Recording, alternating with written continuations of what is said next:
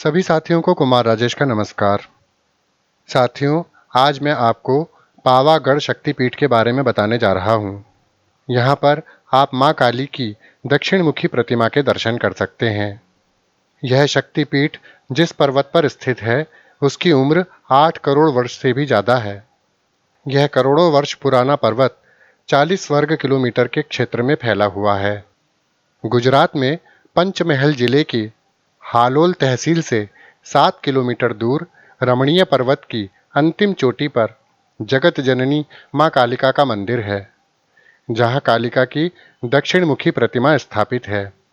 यह मंदिर 1525 फीट ऊंचाई पर स्थित है। कहा जाता है, रामायण काल में मुनि विश्वामित्र ने यहाँ मां काली की तपस्या की थी। उन्होंने ही प्रतिमा स्थापित की थी। कालिका मां की इस प्रतिमा को पावागढ़ शक्तिपीठ कहा जाता है।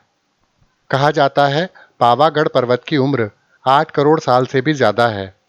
यह पहाड़ 40 वर्ग किलोमीटर के घेरे में फैला हुआ है। प्राचीन काल में इस दुर्गम पर्वत पर चढ़ाई करना असंभव था। चारों तरफ खाइयों से घिरे होने के कारण यहाँ हवा का वेग भी हर तरफ से बहुत ज्यादा रहता था। संभवतः इसे पावागढ़ इसीलिए कहा जाने लगा। पावागढ़ यानी ऐसा स्थान जहां पवन का वास हमेशा एक जैसा रहे। हालांकि इस स्थान का नाम पावागढ़ है, इसके पीछे एक और कथा भी प्रचलित है। काली माता का यह प्रसिद्ध मंदिर मां के शक्तिपीठों में से एक है, और शक्तिपीठ उन पूजा स्थलों को कहा जाता है जहां मां सती के अंग गिरे थे। पुराणों के अनुसार पिता दक्ष के यज्ञ में अपने पिता द्वारा अपने पति के लिए कहे गए अपशब्दों से अपमानित हुई सती ने योग बल द्वारा अपने प्राण त्याग दिए थे। सती की मृत्यु से व्यथित शिवशंकर उनके मृत शरीर को लेकर तांडव करते हुए ब्रह्मांड में भटकते रहे। इसी काल में मां के अंग जहां जहां गिरे, वहीं शक्तिपीठ बन गए। कहा जाता है कि जगत जननी माता जी के दक्षिण पैर का अंगूठा गिरने के कारण इस जगह का नाम पावागढ़ हुआ। इसे बेहद पूजनीय और पवित्र स्थान माना जाता है।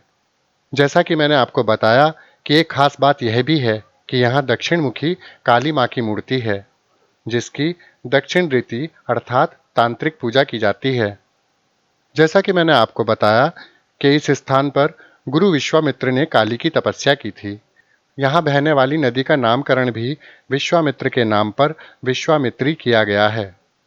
यह मंदिर गुजरात की प्राचीन राजधानी चंपानेर के पास स्थित है, जो वडोदरा शहर से लगभग 50 किलोमीटर दूर है। पावागढ़ मंदिर ऊंची पहाड़ी की चोटी पर स्थित है। काफी ऊंचाई पर बने इस दुर्गम मंदिर की चढ़ाई बेहद कठिन है।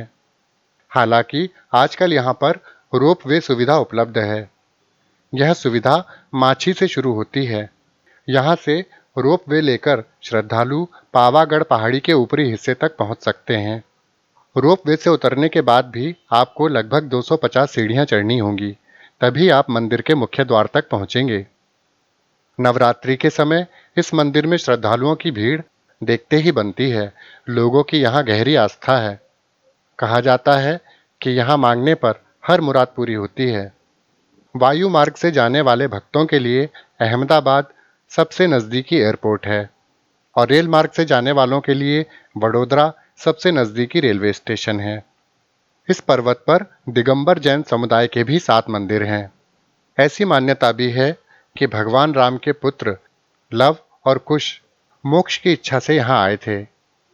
अनेकों बौद्ध भिक्षुओं ने भी यहाँ मोक्ष प्राप्त किया है।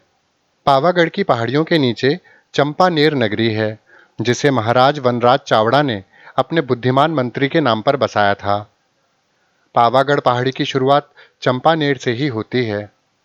यहाँ पर 1471 फीट की ऊंचाई पर प्रसिद्ध माची हवेली भी है।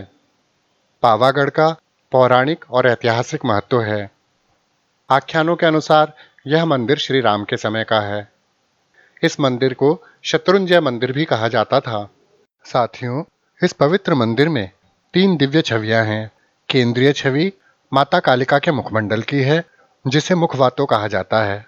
बाईं ओर माता महाकाली की मूर्ति है और दाईं ओर बहुचर माता की मूर्ति है। इन तीनों दिव्य छवियों के दर्शन अत्यंत कल्याणकारी माने जाते हैं।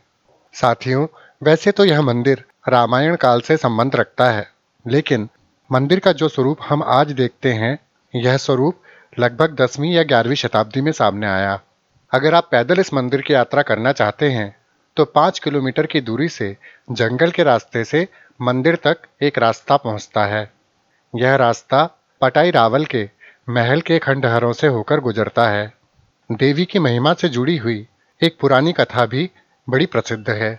15वीं शताब्दी में राजा पटाई जय सिंह का यहाँ पर शासन था। एक बार नवरात्रि के त्योहार के दौरान मंदिर में पारंपरिक गरबा नृत्य का आयोजन हुआ था, जहाँ सैकड़ों भक्त एक साथ मिलकर देवी की भक्ति में नृत्य कर रहे थे। राजा पटाई जय सिंह भी गरबा नृत्य कर रहे थे।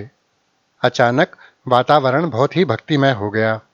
ऐसी निस्वार्थ भक्ति को देखकर स्वयं देवी महाकाली स्थानीय महिला के वेश में भक्तों के बीच स्वयं आ गईं और उनके साथ नृत्य करने लगीं। उनका रूप देखते ही बनता था। राजा पटाई जयसिंह की दृष्टि देवी पर पड़ी और वो उन्हें देखते ही रह गए। उन्होंने सोचा कि यह महिला कौन होगी। इतनी रूपवती स्त्री तो अपने राज्य में उन्होंने पहले कभी नहीं देखी थी। राजा देवी की सुंदरता से मुग्ध हो गए। राजा ने देवी का हाथ पकड़ लिया।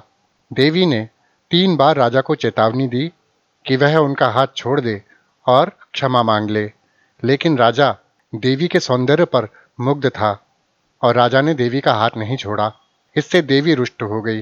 देवी अपने प्रचंड रूप में आ गई, जिससे राजा घबरा गया।